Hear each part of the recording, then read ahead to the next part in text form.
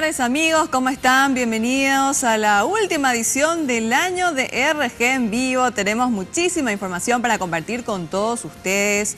El Ministerio Público dio a conocer los avances de las investigaciones que están llevando a cabo en torno a los audios filtrados. Hasta el momento, 5 personas fueron imputadas, entre ellas Jorge Oviedo Mato y Óscar González Daer. Todos pidieron prisión, Ricardo. Contanos. Correcto, Cintia, es así. Este grupo de fiscales hoy presentó de alguna manera el análisis de las investigaciones que están realizando en torno a este caso de los audios filtrados, donde se demuestra la gravedad del tráfico de influencia que existía dentro del jurado de enjuiciamiento de magistrados.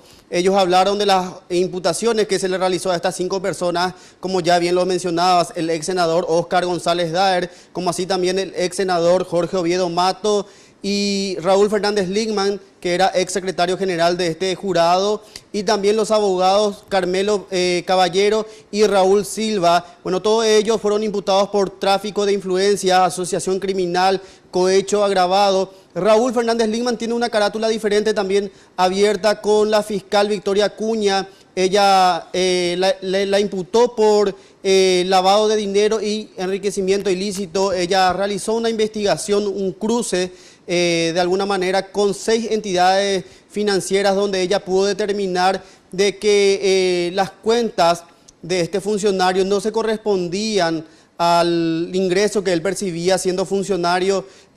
Comentaba de que el monto ascendía por lo menos a $50.000. Ellos dijeron de que en estas causas y a través de los audios que estuvieron escuchando, también otras personas más podrían ser imputadas durante el transcurso de los días. Mencionaban, por ejemplo, a una de las que se le escuchaba también en los audios, la fiscal Karina Jiménez, como así también a la fiscal Nadine Portillo. Decían también de que se pide a la ciudadanía de que si conoce casos se animen a denunciar, porque la Fiscalía tomó esto como una responsabilidad grande, y que la línea es seguir justamente imputando sin importar quién sea el responsable. Escuchemos parte de lo que decían en esta conferencia, Cintia.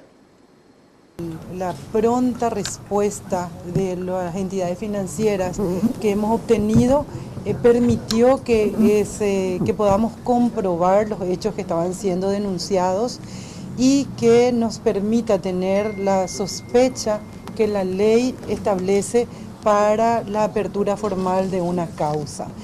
Por eso lo hemos hecho el día de ayer, y sobre todo también, como estamos hablando de recursos financieros, necesitamos obtener medidas cautelares que preserven los recursos que existen en esas cuentas, y eso lo tiene que otorgar el órgano jurisdiccional, por lo cual lógicamente también era la premura de iniciar formalmente a través de una imputación y solicitar esa medida cautelar, que ya lo hemos hecho, y el día de la fecha esperamos tener el embargo ya de esas cuentas. Hay suficientes elementos, ¿verdad? Hemos considerado y hemos analizado cada uno de ellos.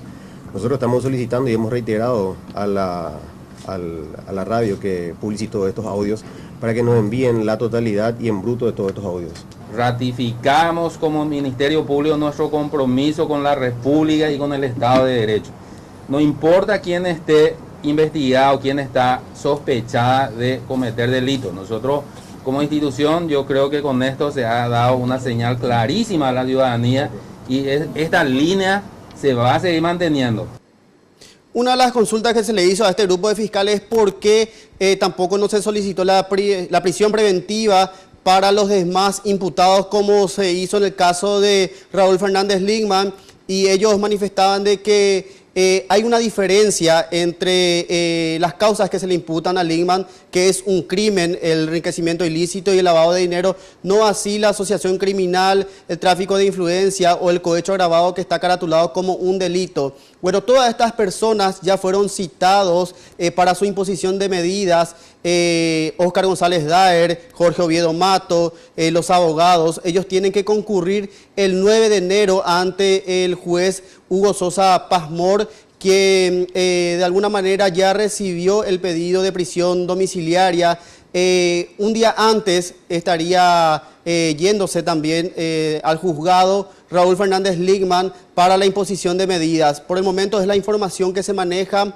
Como te mencioné, Cintia, se espera que en días más también otras personas sean imputadas.